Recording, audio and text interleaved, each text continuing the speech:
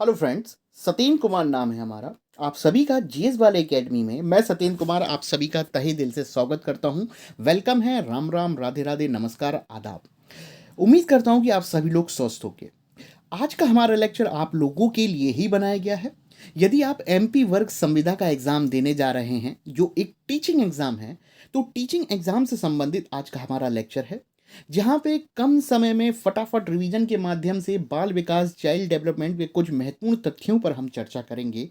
अगर आपको लेक्चर पसंद आ जाए तो आप लाइक, शेयर, सब्सक्राइब कर सकते हैं। उम्मीद है कि अगर आप वीडियो को पूरा वॉच करेंगे तो चीज़ें आपके लिए काम की महत्वपूर्ण होगी, क्योंकि एग्ज़ाम बहुत पास है। तो हम लोग टू द पॉइंट ही बात करेंगे, लेक्चर को बहुत ज़्यादा लेंथी नहीं ले जा सकते हैं। एक सफल जो होता है, सफल होने वाला व्यक्ति की सबसे बड़ी पहचान यही होती है कि वो कम समय में या उचित समय में चीज़ों को किस तरीके से प्रबंधित करता है, मैनेज करता है। तो ये वही बात हो चुकी है कि एडमिट कार्ड आ चुके हैं, परीक्षा की डेट भी आ चुकी है आपकी, तो इतने कम समय में हम क्या पढ़ें, क्या ना पढ़ें, किस तरीके से मैनेजमेंट करते हैं, तो इसी को करने से आप जीवन में सफल हो जाते हो। तो आइए इसी क्रम में आज का लेक्चर मैं सत्येंद्र कुमार स्टार्ट करता हूं, जहां पर हम लोग बुद्धि के सिद्धांत संक्षेप में तथ्यों के माध्यम से जानने का प्रयास करेंगे। देखिएगा, यहां पर आपके सामने लिखा हुआ है, ध्यान से देखेंगे, बुद्धि के सिद्धांत। देखिएगा, सबसे पहले लिखा हुआ है एक कारक सिद्धांत, और एक कारक सिद्धांत के सामने आप ध्यान से देखिए, बिने, टर्मन तथा स्टर्न।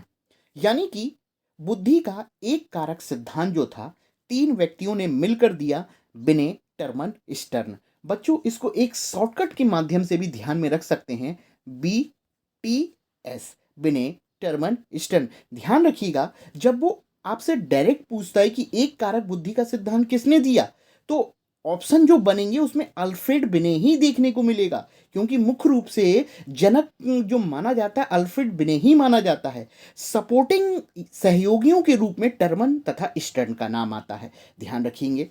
अब देखिएगा, यहाँ पर एक बात हुई है, हमने बिने की बात करी, पूरा नाम अल्फ्रेड बिने है, जो कि फ्रांस का रहने वाला था, जिसने सबसे पहले एक शब्द मनोविज्ञान में इंट्रोड्यूस किया, और वो शब्द था आपका MAMA 1905 में।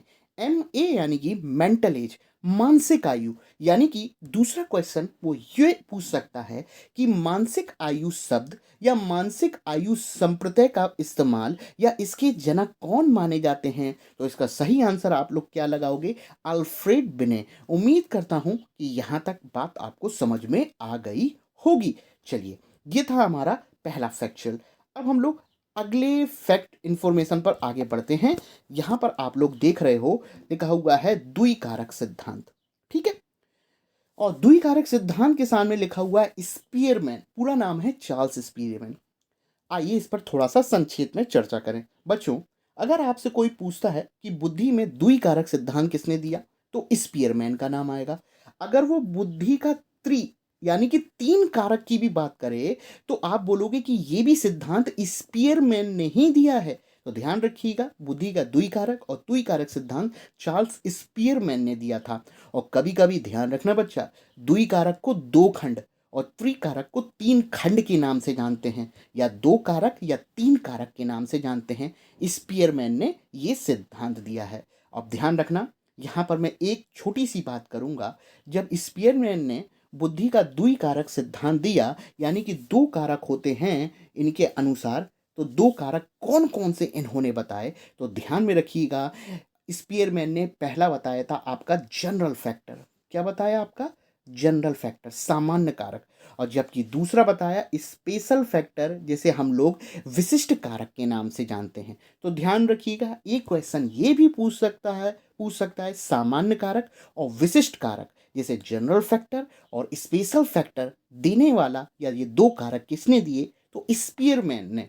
यहाँ पर एक बात ध्यान रखिएगा, जनरल फैक्टर यानी कि सामान्य कारक बुद्धि का वह कारक है जो जन्मजात आनुवांशिक रूप से हम लोग को प्राप्त हुआ है, और यह किसी समस्या को तर्क के द्वारा समस्या का समाधान करने में मदद करता है। कहने का अर्थ ये है, स्पीयरमैन के अनुसार सामान्य कारक जन्मजात है, नेचुरल है, जैविक है। हमें माता पिता के माध्यम से प्राप्त होता है और यह किसी चीज को समस्या को तर्क के माध्यम से हल करने का प्रयास करता है। यह वह कारक है जनरल फैक्टर बुद्धि का।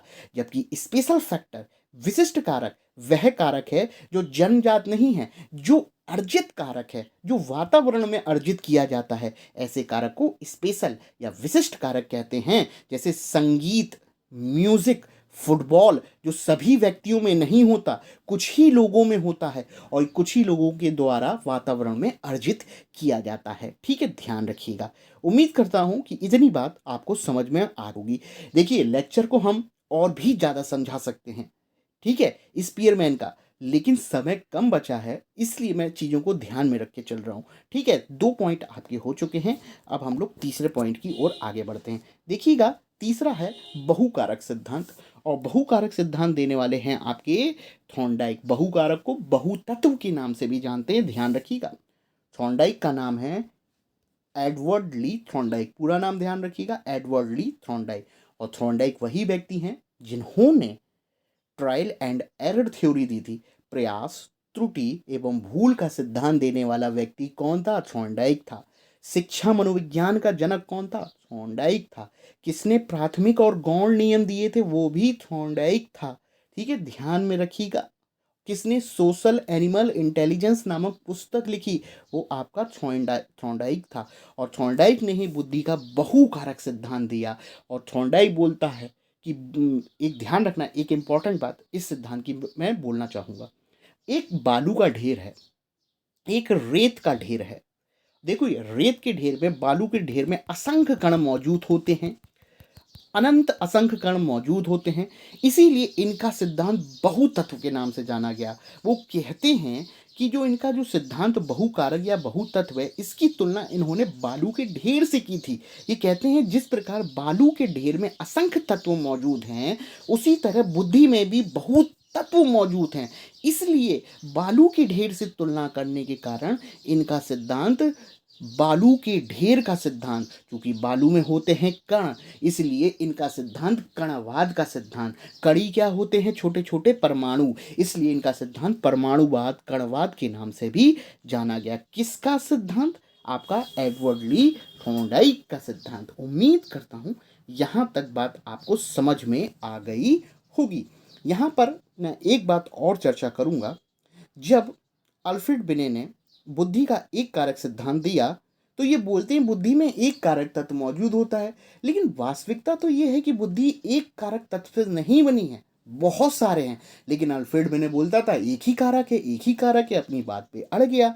इसलिए ये दूसरे के सिद्धांतों की अवहेलना करता है और अपनी बात को सही साबित करता है कि बुद्धि में एक कारक है।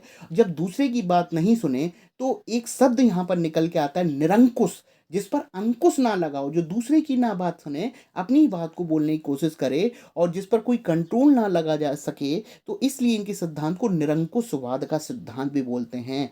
ध्यान रखिएगा, निरंकुशवाद, यानी कि ये अपने अपने में बोलते हैं कि एक ही तत्व मौजूद है, इसलिए निरंकुशवाद के नाम से जाना गया। उम्मीद करता हूँ यहाँ तक बात आपको समझ में आ गई होगी। अब हम लोग अगले पॉइंट पर बढ़ते हैं। अब देखिएगा, ये देखने को मिल रहा है आपका समूह कारक सिद्धांत। अब देखिएगा, समूह कारक सिद्धांत किसने दिया? थर्स्टन ने। That is most important. वो पूछेगा कि ग्रुप फैक्टर या समूह कारक सिद्धांत किसने दिया है? थर्स्टन ने दिया है, इंपॉर्टेंट है। यानी कि हमारे 4 फैक्चुअल इंफॉर्मेशन कंप्लीट हो चुकी है। अब हम लोग दूसरी साइड पर आगे बढ़ते हैं। देखिएगा, पदानुक्रमिक सिद्धांत, पदक्रमिक भी बोल सकते हैं। यह सिद्धांत बेटा फिलिप बर्नर ने दिया था। That is most important. Exam के लिए ये वाला क्वेश्चन बहुत इंपॉर्टेंट है। पदानुक्रमिक सिद्धांत किसने दिया? बर्नर ने दिया है, इंपॉर्टेंट है। चलिए अब हम लोग आगे बढ़ते हैं। अब आते हैं हम लोग त्रिआयामी सिद्धांत। देखिए, एग्जाम के लिए, स्टेट टीचिंग एग्जाम के लिए अगर ये ना पूछा तो क्या पूछा कि त्रिआयामी सिद्धांत किसने दिया है, तो ध्यान रखिएगा, त्रिआयामी यानी कि 3D मॉडल अंग्रेजी में, जिसे 3 डायमेंशन बोलते हैं, या 3 विमाओं का सिद्धांत, त्रिविमीय सिद्धांत या त्रिआयामी सिद्धांत दिया किसने? जेपी गिलफोर्ड ने दिया। और कभी कभी त्रिआयामी सिद्धांत को बुद्धि का संरचना सिद्धांत या स्ट्रक्चर इंटेलिजेंस भी कहते हैं। स्ट्रक्चर इंटेलिजेंस सिद्धांत भी कहते हैं। स्ट्रक्चर यानी कि संरचना, यानी कि बुद्धि का संरचना सिद्धांत किसने दिया? जेपी गिलफोर्ड ने। और गिलफोर्ड के अनुसार ध्यान रखना, वर्तमान में बुद्धि के तत्व जो माने जाते हैं, कितने माने जाते हैं? 180 माने जाते हैं, जहाँ पर इन्होंने एक्स वाई जेड तीन विमाओं के माध्यम से, जैसे बचपन में पढ़ते थे ना, एक्स अक्ष, वाई अक्ष, जेड अक्ष, तो इन्होंने तीन विमाएं बनाई, एक एक्स, एक वाई अक्ष, एक जेड अक्ष, और इनके बीचों बीच एक क्यूब रख दिया, एक घनाभ रख दिया, और घनाभ के छोटे छोटे टुकड़े कर दिए, और वो छोटे छोटे जो स्क्वायर जो किए वो बुद्धि के तत्वों की संख्या बताते थे। तो आरंभ में 120 थे, फिर 150 हुए, फिर 180 हुए। तो मान जो माने जाते हैं वर्तमान में बुद्धि के तत्व 180 माने जाते हैं।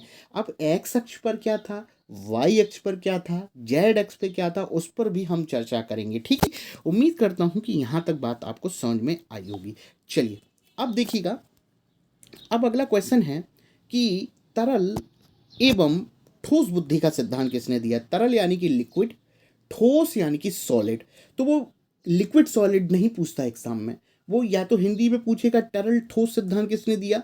तो हम लोग कैटल का नाम ध्यान रखेंगे, आरबी कैटल, रेमंड कैटल, पूरा नाम कैटल का नाम आएगा। कैटल का एक बात ध्यान रखिएगा, कैटल से आपको ध्यान रखना है 16 पीएफ, एक ध्यान रखिएगा 16 पीएफ टेस्ट किसने दिया? जो व्यक्तित्व से संबंधित है, कैटल का नाम आता है। उम्मीद करता हूँ बात समझ में आ रही होगी।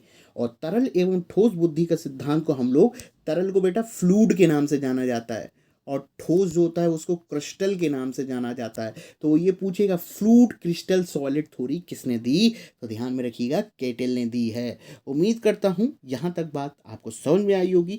और संस्कृति मुक्त परीक्षण देने वाला बुद्धि का व्यक्ति कोई था तो वो कैटल ही था। उम्मीद करता हूँ समझ गए होंगे आप लोग। चलो अगले पॉइंट पर आते हैं, बहुबुद्धि सिद्धांत। बेटा बहुबुद्धि सिद्धांत सीटेट का एक फेवरेट टॉपिक है। अब तो स्टेट एग्जाम में भी पूछा जाने लगा है कि बहुबुद्धि सिद्धांत किसने दिया? 1983 में हॉवर्ड गार्डनर ने बुद्धि का बहुबुद्धि सिद्धांत दिया था अपनी पुस्तक फ्रेम्स ऑफ माइंड में। अपनी पुस्तक फ्रेम्स ऑफ माइंड में यह सिद्धांत दिया, जिनके अनुसार बुद्धि जो होती है 7 प्रकार की होती है। बाद में 2 तत्व और जोड़े तो वर्तमान में हम लोग 9 भी बोल सकते हैं। एनसीईआरटी की बात करें तो एनसीईआरटी 8 मान के चलती है। तो ध्यान रखिएगा, बहुबुद्धि सिद्धांत देने वाला व्यक्ति था तो वो थे आपके हार्वर्ड गार्डनर। जैसे संगीतज्ञ बुद्धि क्या होती है, शरीर गतिक बुद्धि क्या होती है, अंतर्वैयक्तिक बुद्धि क्या होती है, अंतरावैयक्तिक बुद्धि क्या होती है, प्राकृतिक बुद्धि क्या होती है, अस्तित्वकारिक बुद्धि क्या होती है, स्थानिक बुद्धि क्या होती है, भाषाई बुद्धि क्या होती है, ठीक है, ये तार्किक बुद्धि क्या होती है, सारे के सारे आपके हॉवर्ड गार्डनर ने ही इस्तेमाल किए हैं। उम्मीद करता हूँ कि ये फैक्चुअल इन्फॉर्मेशन आप लोगों के लिए ज़रूर काम की होगी। चलिए आगे बढ़ते हैं। अब हम लोग संज्ञानात्मक विकास का सिद्धांत, ये किसी से पूछा नहीं है, ये किसी सभी लोग जानते हैं कि संज्ञानात्मक विकास का सिद्धांत किसने दिया था या विकासात्मक सिद्धांत किसने दिया है। तो स्विट्जरलैंड के संज्ञानात्मक विकास सिद्धांत देने वाले व्यक्ति थे जीन प्याजे, जिन्होंने वस्तु स्थायित्व की बात करी पहली अवस्था में 18 से 24 माह के बीच में, और 18 से 24 माह संवेदी गामक अवस्था है, और प्याजे की ये पहली अवस्था है। ध्यान रखना, वो वस्तु स्थायित्व पूछेगा कि प्याजे की किस अवस्था से संबंधित है, पहली अवस्था, और पहली अवस्था में समय 18 से 24 माह के बीच में वस्तु स्थायित्व का गुण बालकों के भीतर देखा जाता है। और ये संवेदी गामक से संबंधित है, या संवेदी पेशी से संबंधित है, या संवेदी गत्यात्मक से संबंधित है, सारे के सारे एक ही नाम हैं। चलिए आगे बढ़ते हैं। लास्ट पॉइंट है आपका प्रीतंत्र। प्रीतंत्र नहीं है, त्रितंत्र। बुद्धि का त्रितंत्र सिद्धांत किसने दिया? स्टर्नबर्ग ने दिया था। ध्यान रखिएगा, ठीक है, किसने दिया था? स्टर्नबर्ग ने दिया था। मोस्ट इंपॉर्टेंट, अपनी पुस्तक बियॉन्ड आईक्यू में वो पूछेगा त्रितंत्रीय सिद्धांत किसने दिया? स्टर्नबर्ग ने दिया है अपनी पुस्तक बियॉन्ड आईक्यू में। ठीक है, इसकी भी जानकारी 3 तंत्र क्या होते हैं वो मैं बता सकता हूँ आपको, चूँकि हमने आपसे कहा था हमारा लेक्चर फैक्चुअल इन्फॉर्मेशन पर आधारित होगा। कम समय बचे हैं, तो कम समय को सही तरीके से आप यूटिलाइज़ कीजिए। एक विजेता, सफल विजेता वही है जिसने सही अनुशासन, प्रबंधन, डिसिप्लिन के माध्यम से, मैनेजमेंट के माध्यम से चीज़ों को पकड़ना सही तरीके से स्टार्ट कर दिया। कम समय है, सही तरीके से पढ़िए, अच्छा पढ़िए, एनर्जी से भरपूर रहिए। उम्मीद करता हूँ कि लेक्चर पसंद आया होगा आपको। बने रहिए आपके अपने चैनल जीएस वाले एकेडमी पे। लाइक कीजिए, शेयर कीजिए और अपने फ्रेंड सर्कल में सब्सक्राइब करिए। Do subscribe. Thank you. Okay, bye bye. जय हिंद।